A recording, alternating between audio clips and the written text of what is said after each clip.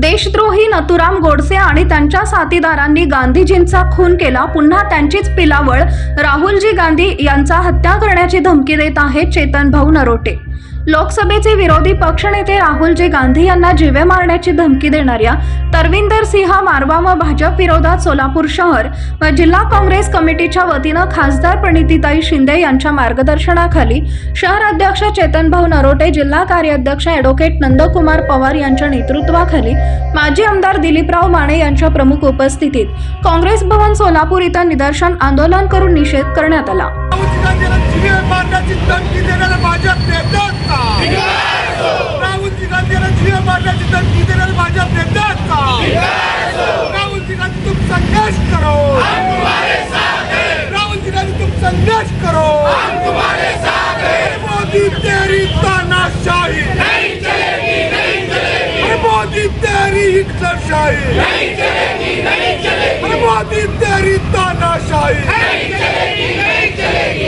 नाना पटोले यांच्या आदेशावर आमच्या खासदार प्रणितीजींच्या मार्गदर्शनाखाली आज आम्ही या ठिकाणी शहर जिल्ह्याच्या मध्ये आंदोलन करतोय। इंदिरा गांधीप्रमाणे तुमची देखील हत्या करण्यात येईल।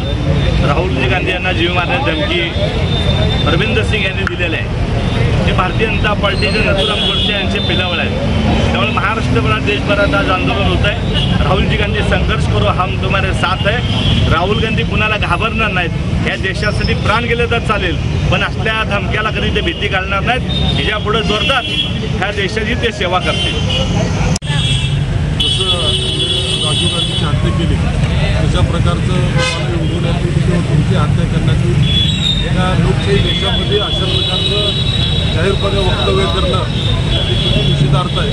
म्हणून आम्ही सगळे इंडिया काँग्रेस कमिटीनं आणि नानाजी पटोले साहेब आणि आमच्या खासदार शिंदे साहेबांनी त्यांच्या नेतृत्वाखाली आज आम्ही आंदोलन करतो। या निषेधार्थ सगळ्यांनी सभा घेतलेली।